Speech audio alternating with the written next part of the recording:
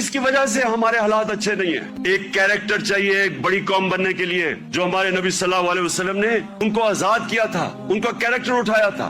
دنیا کی تاریخ میں کبھی اتنا بڑا انقلاب نہیں آیا کہ 622 میرے پیارے نبی صلی اللہ علیہ وسلم ہجرت کرتے ہیں مدینہ، 632 وہ دنیا سے چلے جاتے ہیں، پردہ کر دیتے ہیں۔ ان 10 سالوں کے اندر دنیا کی تاریخ بدل جاتی ہے۔ وہ کیا تبدیلی آئی ان لوگوں میں کہ جن کی کوئی حیثیت نہیں تھی۔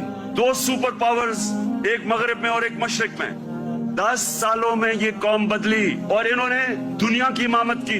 قرآن میں اللہ کہتا ہے میں کبھی کسی قوم کی حالت نہیں بدلتا جب تک وہ قوم خود اپنی حالت بدلنے کی کوشش نہیں کرتی۔ وہ قوم کی حالت بدل گئی کیونکہ لوگوں نے اپنے آپ کو بدل لیا اور لیڈرز بن گئے۔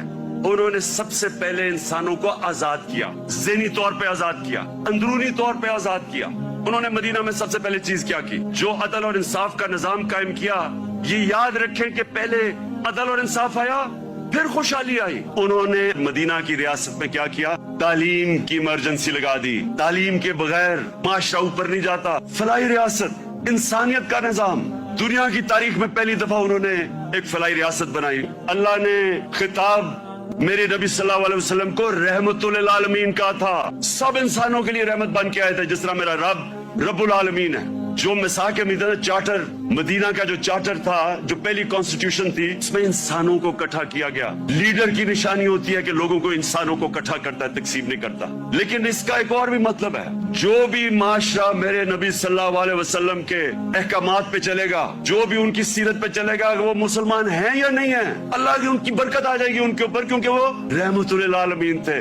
آج اس مبارک دن پہ غور اور فکر کرنا ہے کہ ہم نے کیسے اس قوم کو ادھر پہنچانا ہے جس کے لیے یہ ملک بنا تھا۔ یہ ملک اس لیے نہیں بنا تھا کہ تھوڑے سے لوگ، 1% لوگ امیر ہو جائیں اور پیسے بنائیں اور قانون کے اوپر چلے جائیں اور باقی لوگ ان کی غلامی کریں۔ اس لیے نہیں ملک بنا تھا۔ ہم سب کو آج اپنے ملک کو اٹھانے کے لیے اپنا کیریکٹر غور کرنا چاہیے کہ ہم اپنے آپ کو کیسے بدل سکتے ہیں۔ نبی کی سیرت پہ چلیں۔ میں نے رحمت للعالمین اتھارٹی بنائی، مقصد اس کا کیا تھا کہ ہمارے بچوں کو سیرت نبی سے ان کا کیریکٹر مضبوط کریں۔ یونیورسٹی کالجز کے اندر ڈیبیٹس ہو، سارے ڈسکس کریں کہ اللہ نے کیوں ہمیں حکم دیا ہوا ہے کہ نبی کی سنت پہ چلو، ہماری بہتری کے لیے۔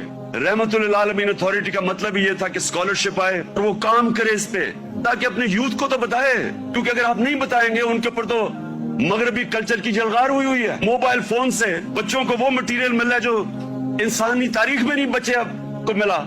تو جب تک آپ ان کو سیرت نبی سے ان کو مضبوط نہیں کریں گے، وہ کیسے، یہ جو اتنا آنسلاٹ ہے ایک وہ کلچر کا جو بالکل مختلف ہے ہمارے دین سے، ہماری تاریخ سے، ہمارے کلچر سے، وہ کیسے مقابلہ کریں گے ان کو جب تک ان کو آپ مضبوط نہیں کریں گے۔ وہاں تو جو کلچر آ رہا ہے ٹیلی فون سے، میں ابھی آپ کو بتا دیتا ہوں، وہ یہ کہہ رہا ہے کیونکہ ٹیکنالوجیکلی وہ اتنے آگے نکل گئے ہیں، اس کا مطلب ہر چیز میں وہ آگے ہیں، اس کا مطلب ہمارا دین بھی آؤٹ ڈیٹ ہو چکا ہے، ہمارا کلچر بھی آؤٹ ڈیٹ ہو چکا ہے۔ وہ بےچارے ان کو کاپی کرنا شروع کر دیتے ہیں بچے، اور غلطی ہماری ہے کیونکہ ہم ان کو بتا ہی نہیں سکے کہ دوسرا ہمارا ہے کیا، جو علامہ اقبال کوشش کرتے رہے۔ تو یہ رحمت للعالمین اتھارٹی کا مقصد ہی یہ تھا کہ ہم ابھی سے اپنے بچے، کالج اسٹوڈنٹس، یوتھ، ان کو تیار کریں۔ 21ویں صدی میں آپ نے کیسے فیس کرنا ہے دنیا کو۔